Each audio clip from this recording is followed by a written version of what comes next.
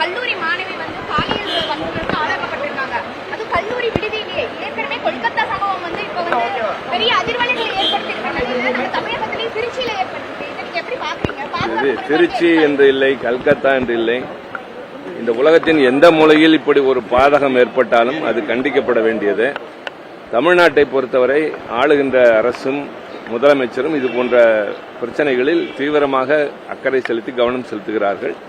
அரசு உரிய நடவடிக்கை எடுக்கும்.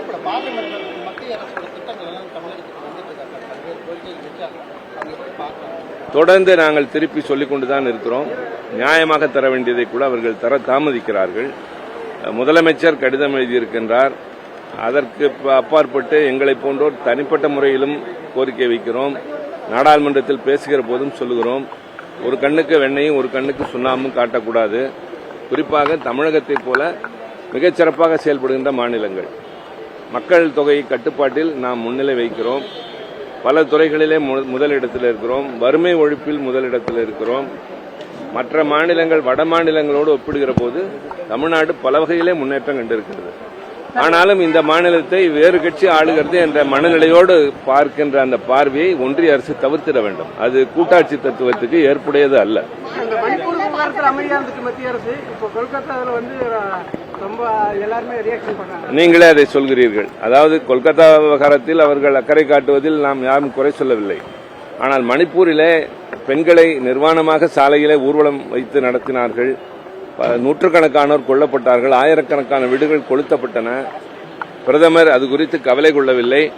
உள்துறை அமைச்சர் நாடாளுமன்றம் நடக்கிற போது அது குறித்து ஒரு அறிக்கை கூட சமர்ப்பிக்கவில்லை. யாரும் நேரடியாக போகவில்லை என்பதை சொல்லி ஓய்ந்து போனோம். நாட்டு மக்கள் தான் இதையெல்லாம் பார்த்து இந்த அரசாங்கத்தினுடைய செயல்பாடுகளை எடை போட வேண்டும்.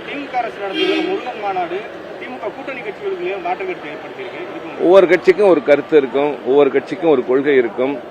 அரசாங்கத்தை நடத்துகிறவர்களுக்கு சில கடமை இருக்கும். இந்த வகையிலே தான் இந்த பிரச்சனை பார்க்கலாம். ஜனநாயக நாட்டில் யாரும் கட்சி ஆரம்பிக்கலாம், யாரும் அரசியலுக்கு வரலாம், யாரும் தேர்தலில் போட்டியிடலாம். இந்த பிரிவை சார்ந்தவர்கள் வரலாம் வரக்கூடாது என்று நிர்ணயிக்கிற உரிமை யாருக்கும் கிடையாது. வரலாம், மக்கள் தீர்மானிப்பார்கள். அவருடைய செயல்பாடு இருக்குமே தவிர இவர் ஏன் வருகிறார், இவர் எப்படி வரலாம் என்றெல்லாம் கேட்பதில் பொருள் இல்லை. இது ஜனநாயக நாடு. இந்த ஜனநாயக நாட்டில் எல்லோருக்கும் அந்த உரிமை உண்டு. நீங்கள் கூட நாளை தேர்தலில் போட்டியிடலாம். விருப்பம் இருந்தால், செல்வாக்கு இருந்தால் வெற்றி பெறலாம்.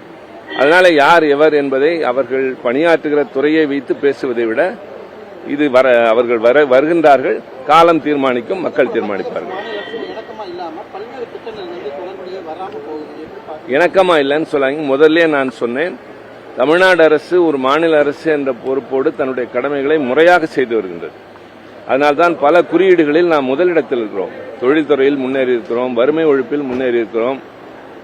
அதாவது உயர்கல்வி சேர்ப்பில் இந்தியாவில் சராசரியை விட நாம் மிக அதிக அளவில் உயரிடத்தில் இருக்கிறோம். 27 என்பது 47 என்று இருக்கிறது. ஆக தமிழ்நாடு உரசலில் இல்லை, கடமையை செய்கிறோம், உரிமைகளை எதிர்பார்க்கிறோம், கேட்கிறோம், போராடுகிறோம். ஒன்றிய அரசு நியாயமாக நடந்து கொள்ள வேண்டும் என்பது எதிர்பார்ப்பு. இதை ஊடகத்தை சார்ந்த நீங்களும் சரி, நாட்டு மக்களும் சரி, இருவருடைய செயல்பாடுகளையும் எடை போட்டு பின்னாளில் தீர்ப்பளிக்கிற நேரத்தில் முடிவெடுக்க வேண்டும்.